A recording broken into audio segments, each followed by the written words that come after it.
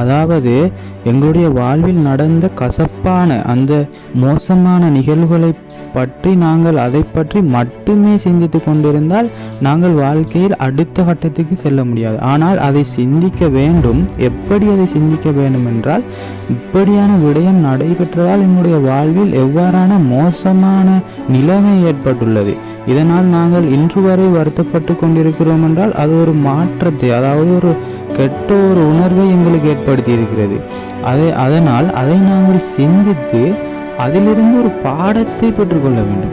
பாடத்தை பெற்று அதை பயன்படுத்தி எவ்வாறு நாங்கள் அடுத்த கட்டத்துக்கு எங்களுடைய வாழ்க்கையை நகர்த்தி செல்கிறது என்பதை பற்றி சிந்திக்கவே அந்த பழைய தரவுகளை நாங்கள் பயன்படுத்த வேண்டும். அதை விட்டுவிட்டு நாங்கள் பழைய விடயங்களை மட்டுமே சிந்தித்து கொண்டிருந்தால் நாங்கள் இதைவிட மோசமான ஒரு நிலைமைக்குத்தான் கொண்டு செல்லப்படுவோம். அனைவரும் சொல்வார்கள் பழையதை மறந்து விட வேண்டும் என. அப்படி செய்யக்கூடாது. அப்படி செய்தால் நாங்கள் செய்த தவறையே மீண்டும் செய்யக்கூடிய ஒரு நிலைமைக்கு தள்ளப்படுவோம். அது இதைவிட மிகவும் மோசமான ஒரு நிலைமைக்கு எங்களை இட்டு செல்லும். ஏனென்றால் இப்போது இருக்கும் கவலைகளை விட 2 மடங்கான கவலைகள் எங்களிடம் காணப்படும். ஏனென்றால் நான் இப்படி ஒரு முறை நடந்தும் கூட அதை பற்றி நான் சிந்திக்காமல் மீண்டும் அந்த ஒரு தவறை செய்திருக்கிறேன். ஏனென்றால் முதலாவது செய்த தவறு கூட ஏதோ அறியாமையினால் நடந்திருக்க வாய்ப்பு இருக்கிறது. அதே தவறை 2வது தடவையாக செய்தால், அதே தவறை 3வது தடவையாக செய்த அனுபவம் எங்களுக்கு இருக்கும். அப்படி ஏன் அது நடைபெறுகிறது என்றால், நாங்கள் அந்த பழைய செய்த தவறிலிருந்து பாடம் படிக்கவில்லை. அந்த தவறையும் நாங்கள் பெரிதாக கவலைப்படவில்லை. அதாவது கவலைப்பட்டிருக்கிறோம், அதை வேறு விதமாக கவலைப்பட்டு எங்கள் நிகழ்காலத்தையும் வீணடித்திருக்கிறோம். அதை அவ்வாறல்ல, அதை பற்றி யோசிக்க வேண்டும். ஆனால் கவலைப்படக்கூடாது. ஏனென்றால் அதிலிருந்து ஒரு பாடத்தை நாங்கள் எடுத்துக்கொள்ள வேண்டும். அந்த பாடத்தை எடுத்து நான் இவ்வாறு செய்வதால் தான் இவ்வாறான ஒரு மோசமான நிலைக்கு எனது வாழ்க்கை, எனது பொருளாதார நிலைமை, யாருமே மதிக்காத ஒரு சமூக நிலைமை என்னிடம் வந்து சேர்ந்திருக்கிறது. ஆகவே நான் இதிலிருந்து இவ்வாறான விஷயங்களை இனிமேலும் செய்து கொண்டிருந்தேன் என்றால் நான் இதைவிட மோசமான ஒரு நிலைக்குத்தான் தள்ளப்படுவேன். ஏனென்றால் அதே பெரும்பாலும் அதே விதமான விடயங்களை செய்யும்போது அதே விதமான அவுட்புட்ஸ் தான் எங்களுக்கு கிடைக்கும். அதாவது நாங்கள் இதற்கு முதல் செய்தது ஒரு மோசமான ஒரு சரியில்லாத ஒரு சோம்பேறித்தனமான ஒரு செயலென்றதால் தான் எங்களுக்கு இவ்வாறான ஒரு விளைவு எங்களுடைய வாழ்க்கையில் ஏற்பட்டிருக்கிறது. ஆகவே நாங்கள் செய்யும்போது முதல் செய்த தவறுகளை திருத்துவதற்கே பழைய நினைவுகளை பயன்படுத்த வேண்டும். அதை விட்டுவிட்டு நாங்கள் பழைய நினைவுகளையே நினைத்து கொண்டு, அதாவது நான் அந்த நேரத்தில் இவ்வாறு செய்யாமல் இவ்வாறு செய்திருந்தால் இந்நேரம் நான் வெற்றியடைந்தவனாக மாறியிருப்பேன், அல்லது எனது சக நண்பர்கள் இருக்கும் அந்த ஒரு இடத்திலே நான் இருந்திருப்பேன் என்று கவலை மட்டும் படுவதால் எந்த ஒரு வெற்றியுமே எங்களுக்கு கிடைக்காது. ஏனென்றால் எங்களுடைய நண்பர்கள் இப்போது இருந்ததை விட இன்னும் ஒரு 2 வருடங்களில் அவர்கள் அதற்கு மேலான ஒரு நிலைமைக்கு செல்வார்கள். ஏனென்றால் அவர்கள் அந்த காலத்தையே சரியாக பயன்படுத்தி இருக்கிறார்கள். அவர்களுக்கு அதில் ஒரு அனுபவம் இருக்கிறது, அவர்களுக்கு அதில் ஒரு தெளிவு இருக்கிறது. அதனால் அவர்கள் இந்த நிகழ்காலத்திலே ஒரு அளவான நிலைமையில் இருக்கிறார்கள் என்றால், அதைவிட இந்த நிகழ்காலத்தை அவர்கள் சரியாக பயன்படுத்தினார்கள் என்றால் இன்னும் அதைவிட வேகமாக முன்னேறி செல்வதற்கான வாய்ப்புகள் காணப்படுகிறது. ஆகவே நாங்களும் நிதானமாகி முழித்து கொள்ள வேண்டிய ஒரு காலம். நாங்கள் இனிமேலும் அதே விதமான தவறுகளை செய்து கொண்டிருந்தாலோ, அல்லது இவ்வாறான தவறு செய்ததால் இப்படியான ஒரு நிலைமைக்கு ஆளாகி விட்டேன் என்று நினைத்து கொண்டிருந்தாலோ எங்களுடைய வாழ்க்கையில் மாற்றத்தை ஏற்படுத்த முடியாது. ஏனென்றால் அப்படியான விடயங்களை தான் இதற்கு முன்னரும் செய்து கொண்டிருந்தோம், இப்போது அனுபவித்துக் கொண்டிருக்கோம். அதே தவிர இப்போதும் செய்து கொண்டிருந்தோம் என்றால் அப்போதும் அனுபவித்துக் கொண்டிருப்போம். வேறு மற்றவர்கள் எங்களுடைய இதைவிட இருந்ததை விட நல்ல நிலைக்கு செல்வார்கள். அதன் தாக்கமும் நாங்கள் முன்னர் இருந்ததை போலவே இப்போதும் இருக்கிறோம். முன்னர் பட்ட அனுபவங்களில் இருந்து கூட பாடம் கற்கவில்லை என்று எங்களுடைய வேதனையும் 2 மடங்காக மாறும். அது ஒரு மிக மோசமான ஒரு நிலைமைக்கு இட்டுச் செல்லும். ஆகவே இப்போது வெற்றியடைந்தவர்கள் எவ்வாறு வெற்றியடைந்திருக்கிறார்கள், அவர்களுடைய அந்த காலத்தை நாங்கள் உதாசீனமாக கவனீனமாக இருந்த அந்த காலத்தை அவர்கள் சரியாக பயன்படுத்தி வெற்றியடைந்திருக்கிறார். அதுதான் உண்மை. அந்த காலத்தில் அவர்களும் எங்களைப் போல கவனமின்றி சோம்பேறித்தனமாக இருந்திருந்தால் இப்போது வெற்றியடைந்திருக்க வாய்ப்பில்லை. ஆகவே நாங்கள் அவர்களுடைய அணுகுமுறைகள், அவர்கள் எவ்வாறான விடயங்களை பயன்படுத்தி இருக்கிறார்கள், நாங்கள் செய்ததுக்கும் அவர்கள் செய்ததுக்கும் எப்படியான ஒரு பிழை காணப்படுகிறது, எந்த விடயத்தில் நாங்கள் அவர்களுக்கு ஒத்துப்போகவில்லை என்று ஒரு நிலைமையை கவனிக்க வேண்டும். ஆனால் அவர்களை அப்படியே பிரதி பண்ணக்கூடாது, கொப்பி அடிக்கக்கூடாது. ஏனென்றால் ஒவ்வொருவரும் இந்த உலகத்தில் தனித்தனி திறமைகளோடு பிறந்தவர். அவர்கள் இப்போது வெற்றி அடைந்து விட்டார்கள் என்பதற்காக அவர்கள் வெற்றி அடைந்தவர்கள் என்று கூற முடியாது. எங்களுடைய உரிய நேரம் வராமல் கூட இருக்கலாம்.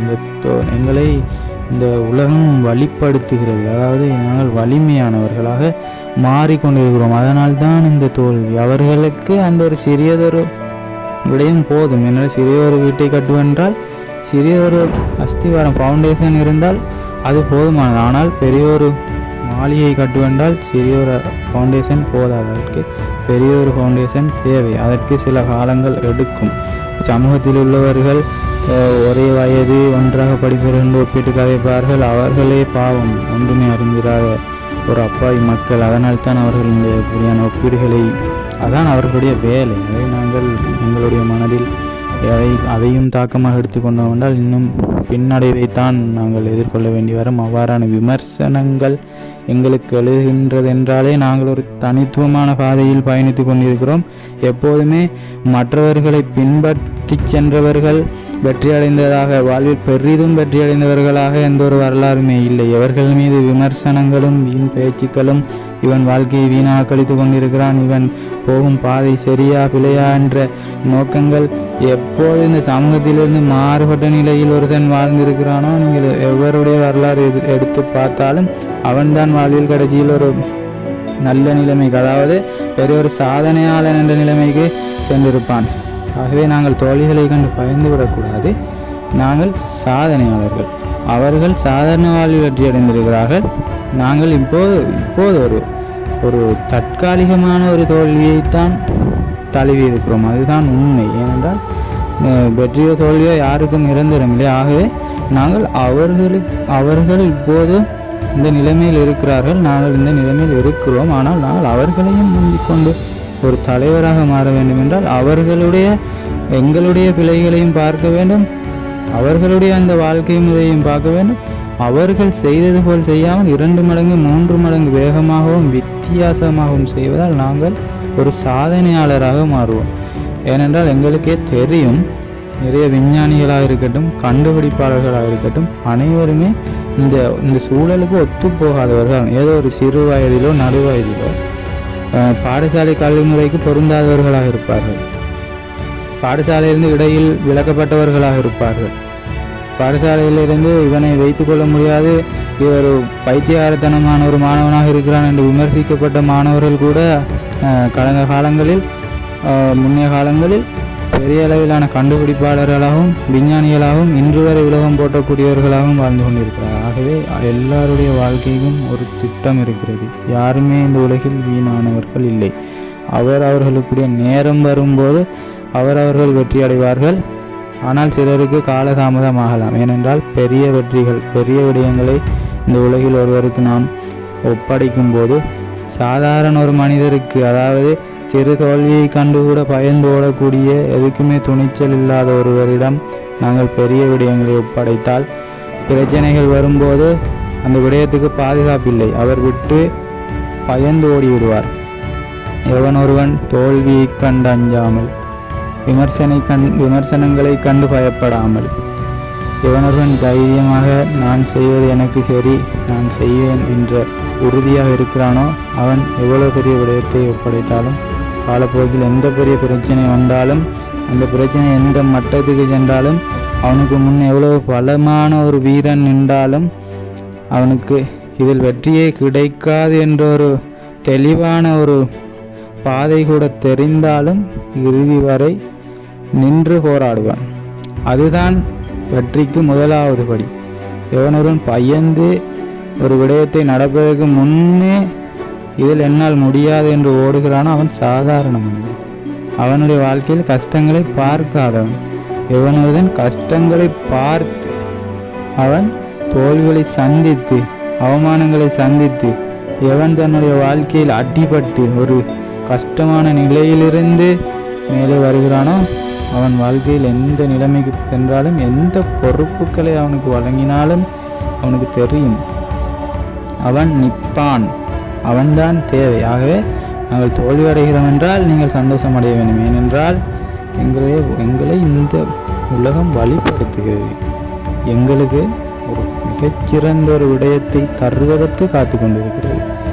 எங்கள் முன்னே வெற்றி அடைந்தவர்கள் எல்லாம் இந்த உலகத்தில் சாதாரண வாழ்க்கை வாழ வந்தவர்கள். அவர்களுக்கு அந்த வாழ்க்கை, அந்த வேலையும் அவர்களுக்கு போதும். அவர்களுக்கு பெரிய பெரிய கனவுகள் இல்லை, பெரிய பெரிய ஆசைகள் இல்லை. அவர்கள் மற்றவர்களை பின்பற்றக்கூடியவர்கள். மற்றவர்களை பின்பற்றுபவர்களுக்கு அந்த குறுகிய விடயங்கள் போதும். ஆனால் ஒரு தலைவன் மற்றவர்களை வழி நடத்த வேண்டும். அவனுக்கு அந்த விடயங்கள் போதாது. மற்றவர்களை அவன் அனுபவத்திலும் அவனுடைய உடல் வலிமையிலும் மன வலிமையிலும் அவன் உறுதியானவனாக மாற வேண்டும் என்றால் அவன் பல கஷ்டங்களை பார்த்துவதனால் தான் அப்படி உறுதியான ஒரு மனிதனாக மாற முடியும். ஏனென்றால் ஒரு கல் எந்த அளவுக்கு புலியால் அடி வாங்கி வலி தாங்குகிறதோ அதே அளவுக்கு ஒரு அழகான சிற்பமாக மிளிரும். அந்த சிற்பத்தின் அழகை பொறுத்து தான் அது இருக்க வேண்டிய இடம் தீர்மானிக்கப்படும், அதன் விலை தீர்மானிக்கப்படும், அதன் பொறுமதி தீர்மானிக்கப்படும். அவ்வாறு தான் எவர்களுக்கு வாழ்க்கையில் அடிமேல் அடி விழுகிறதோ இப்போது வேணுமானால் கசப்பாக இருக்கலாம். ஆனால் அவர்கள் ஒன்றை மட்டும் மனதில் வைத்துக் கொள்ள வேண்டும். அவர்கள் தான் இந்த உலகில் பெரிய பெரிய விடயங்களை கையாள்வதற்கு பிறந்தவர்கள். அதனால் தான் அவர்களுக்கு அவ்வாறான விடயங்களும் அவ்வாறான கஷ்டங்களும் வந்து சேருகிறது. எவரொருவருக்கு சாதாரணமான இந்த உலகத்தில் ஒரு விடயம் கிடைத்து விடுகிறதோ அவர் மிருதுவான ஒரு மனிதர். அவரால் ப்ரெஷர்ஸ் கண்ட்ரோல் பண்ண முடியாது. எந்த ஒரு பிரச்சனையிலும் நின்று தாக்கு பிடிக்க முடியாது. அவருக்கு சாதாரண வேலை, சாதாரண வீடு, சாதாரண ஒரு வாழ்க்கை போதுமானது. ஆகவே மற்றவர்களிடம் நீங்கள் உங்களை ஒப்பிட்டு பார்க்க வேண்டாம். அதுதான் நியதி. உங்களுக்கு என்ன நடக்கிறதோ அதை பொறுமையாக ஏற்றுக்கொள்ளுங்கள். உங்களுடைய தோழிகளிலிருந்து பாடம் கற்றுக்கொள்ளுங்கள். தோழிகளை மட்டும் நினைத்து வருந்தாதீர்கள். உங்களுடைய நோக்கத்தை செயற்படுத்தி அதுக்கு நோக்கத்தை வைத்து அதற்குரிய வேலைகளை ஆரம்பிக்க வேண்டும். நாங்கள் நோக்கத்தை மட்டும் வைத்து வாழ்ந்து கொண்டு நாங்கள் சாதனையாளர்கள் என்று கூறிக்கொண்டும் இருக்க முடியாது. நோக்கத்தை நீங்கள் மனதில் நினைத்தால் முதலாவது ஒரு மரம் ஒரு விதையாகத்தான் இருக்கும். அது நிலத்துக்குள் இருக்கும்போது இந்த சூழலுக்கே தெரியாது. பிறகு ஒரு சிறியதொரு செடியாக முளைவுறும். அப்போது இது என்ன செடி என்று கூட எங்களுக்கு இனங்கண்டு கொள்ள முடியாத அளவுக்கு இருக்கும். அதன் பிறகுதான் ஒரு செடியிலிருந்து ஒரு மாதங்கள் 2 மாதங்களில் ஒரு அளவான ஒரு நிலைக்கு அது முளைத்து வளர்ந்து வரும். அப்போதுதான் எங்களால் இது இந்த இனத்தை சேர்ந்த ஒரு மரம் என்று கூட முடிவெடுக்கக்கூடிய ஒரு நிலைமையில் காணப்படும். அதன் பிறகு அதன் இனத்தை பொறுத்து 3 வருடங்களோ 4 வருடங்களோ அது வளர்ந்து எந்த ஒரு பிரயோசனமுமே இல்லாமல் அது நாங்கள் பார்ப்பவர்கள் இதனால் எந்த ஒரு பிரயோசனமுமே சூழலுக்கு இல்லை என்று தான் நினைப்போம். ஆனால் அது அப்படி நினைப்பதை வைத்து நான் பிரயோசனம் இல்லாதவன் என்று அது வளராமல் அதே அளவிலேயே அது நின்றிருந்தால் இன்று அது ஒரு மரமாக வளர்ந்திருக்காது. ஏனென்றால் அது மற்றவர்களின் விமர்சனத்தை பற்றி அஞ்சவில்லை. இப்போது எங்களுடைய நிலைமை அப்படித்தான். நாங்கள் ஒரு மரமாக வளர்ந்து கொண்டிருக்கிறோம். பார்ப்பதற்கு மற்றவர்களுக்கு இவன் இந்த உலகத்துக்கு எந்த ஒரு பிரயோஜனமும் இல்லாத ஒரு மனிதனாக தோன்றலாம். ஆனால் அப்படி உங்களுடைய காதுகளிலும் அப்படியான அந்த விமர்சனங்கள் வந்து சேரலாம். நேரடியாகவோ அல்லது மறைமுகமாகவோ யாராவது வந்து கூறலாம். உங்களுக்கு இவர் இப்படி கூறுகிறார், உங்களை ஒரு பிரயோஜனமற்ற மனிதராக கருதுகிறார். உங்களுடன் படித்த உங்கள் சக நண்பர்கள், மாணவர்கள் அனைவருமே வேலைக்கு சென்று விட்டார்கள், பட்டம் பெற்று விட்டார்கள், படித்து முடித்து விட்டார்கள், திருமணம் முடித்து விட்டார்கள் என்று பலவிதமான விமர்சனங்கள் உங்கள் காதுகளுக்கு நேரடியாகவோ மறைமுகமாகவோ ஏன் உங்கள் வீட்டில் இருப்பவர்களாகவோ வந்து சேரலாம். பல பிரச்சனை வரலாம். அந்த கட்டத்தில் நீங்களும் நானும் அப்படி ஒரு தான் போல் என்று நினைத்து அந்த மரம் வளர்வதைப் போல் வளராமல் உங்களை நிறுத்தி கொண்டால் அது உண்மையாகிவிடும். ஆனால் நீங்கள் என்ன செய்ய வேண்டும் என்றால் அந்த மரத்தை போல எவர்களுடைய விமர்சனங்களையும் நீங்கள் பொருட்படுத்தாமல் வளர வேண்டும். வளர்ந்து நீங்கள் அந்த மரம் காய்ப்பதைப் போல் பூப்பதைப் போல் அந்த பருவத்தை அடைந்து நீங்களும் பூத்து குலுங்கும் போது காய்த்து தொங்கும் போது உங்களை விமர்சனம் செய்த மனிதர்களே உங்கள் நிழலில் ஓய்வெடுக்க வரிசையில் காத்து கொண்டிருக்கிறார்கள். அதுதான் உலகத்தின் உண்மை. எவனொருவன் உயர்ந்த நிலையில் இருக்கிறானோ அவனை பாராட்டி உயர்த்தும், எவனொருவன் தாழ்ந்த நிலையில் இருக்கிறானோ அவனை சீராட்டி தாழ்த்தும். அதுதான் மனித இயல்பு. ஆகவே இந்த முட்டாள் விமர்சனங்களை கண்டு நீங்கள் வளராமல் உங்கள் வளர்ச்சியை கட்டுப்படுத்தினால் அது அவர்களுடைய கருத்து உண்மையாவதற்கு சமம். நீங்கள் செய்ய வேண்டியது நீங்கள் யார் என்று உங்களுக்கு தெரிய வேண்டும். உங்களுடைய வேலையை சரியாக செய்து இந்த அறுவடை காலப்பகுதிக்கு நீங்கள் வந்தால் உங்கள் நிழலில் ஓய்வெடுக்க காத்து கொண்டிருப்பார்கள்.